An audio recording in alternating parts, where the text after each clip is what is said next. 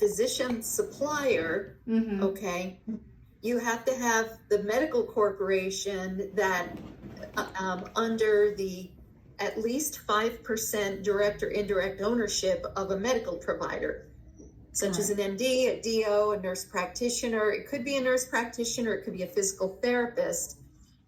And so theoretically, your nurse practitioner, if your nurse practitioner was given 5% indirect ownership of your corporation, then we could file the application under her instead of your medical director. The problem is if your nurse practitioner leaves, you're done, because now she's taking that piece of the company with her. You see what I mean?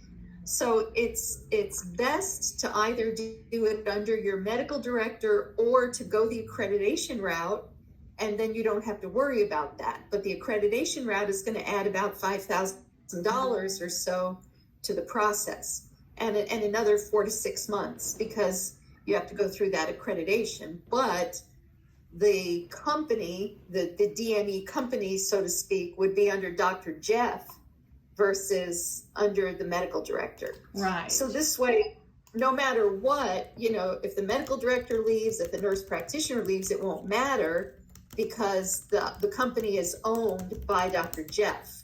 If you go the accreditation route, if you just want to go as a physician-owned supplier, the best thing to do would be to do it under your medical director. And I think that's where the medical directors get nervous, is they're like, well, am I going to, is this going to, put my name on a claim form? And it's not. The ordering provider, the ordering supplier is going to be your nurse practitioner. So that's kind of the comparison of the two. So what liability does my medical director have?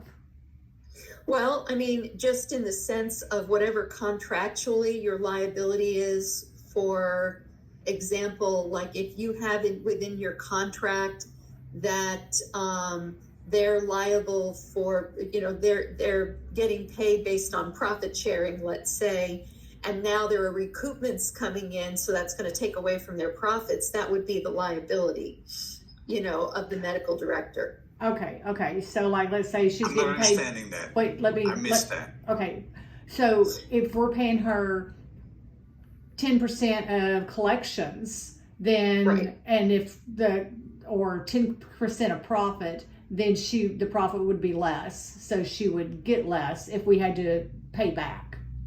If you ended up having to pay back due to recoupments. Yeah. Okay. So other than that, that's not really a liability.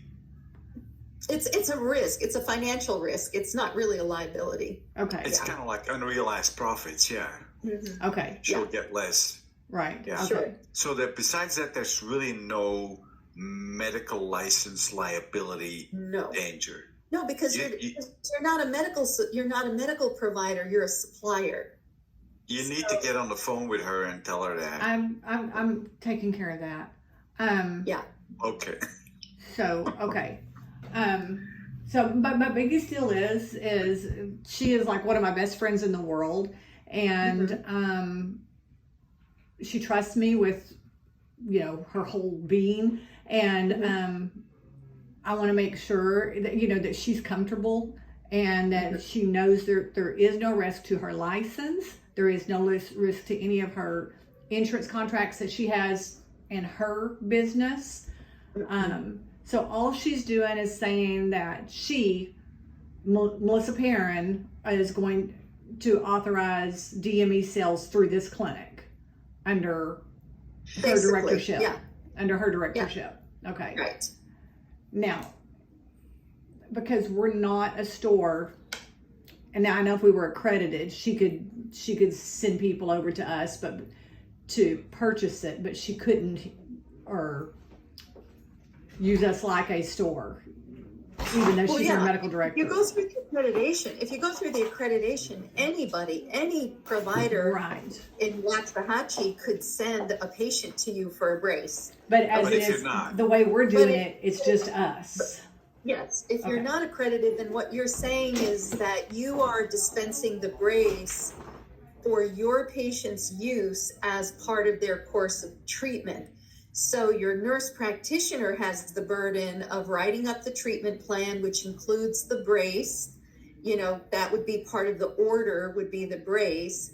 The nurse practitioner, on the day that the brace, you would be responsible for getting prior authorization for Medicare for those braces. And then once it's authed, then the nurse practitioner would have to dispense the brace, and you would bill for an exam on the same day. So that's like the only real difference, where the order, if you're a medical supply company, the order can be within 6 months of dispensing. But for the physician-owned supplier, you have to bill an exam the day that you dispense the brace. Okay. So you bill an exam. That's in our case. Mm-hmm. Right. In our case. Yeah. Right. So can we, once that's established with Missy, can we then move forward at any time on and supplier? You kind of cut out on me at the end there. Yeah. Like if we go forward with Missy, and Missy says okay, and we become a not a supplier, not a store physician. Mm-hmm. Yeah. Can we at a point in the future then add the supplier option to it by putting the application in and going through that process? Sure. Oh yeah, absolutely. Okay. Yeah, and I mean, you know, and depending on how you do with the bracing program, you could even add other types of supplies. As a medically integrated practice, we have some of our practices now, they've added like glucose monitors, canes, crutches, walkers, you know, and things like that. And of course, you know, to do that as a medical supply company, it means that you're going to have to keep some stock, mm-hmm. you know, some stock on hand and things like that. But, you know, I would just say that for now, the path of least resistance is going to be a physician supplier, and then you can go through the accreditation process if you want to. Later on, yeah. Save you 4 to 6 months. If Missy becomes a physician supplier, could she use it for her patients as well?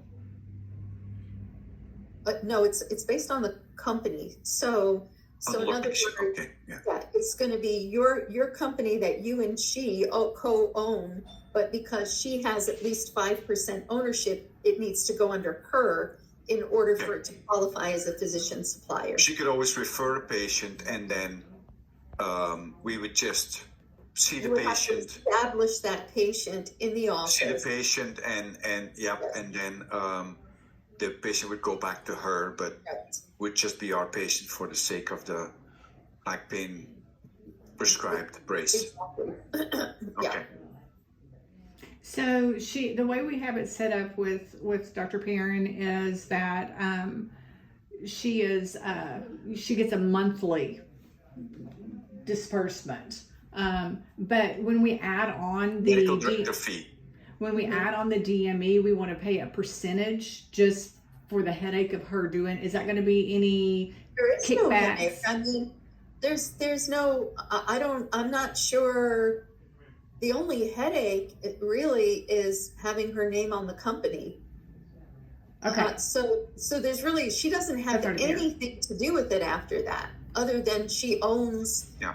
So what about she can get a bonus? What is it? What about with Medicare patients? Is there going to be any issues with us doing this with Medicare patients underneath her? Because she just sent me a message about that.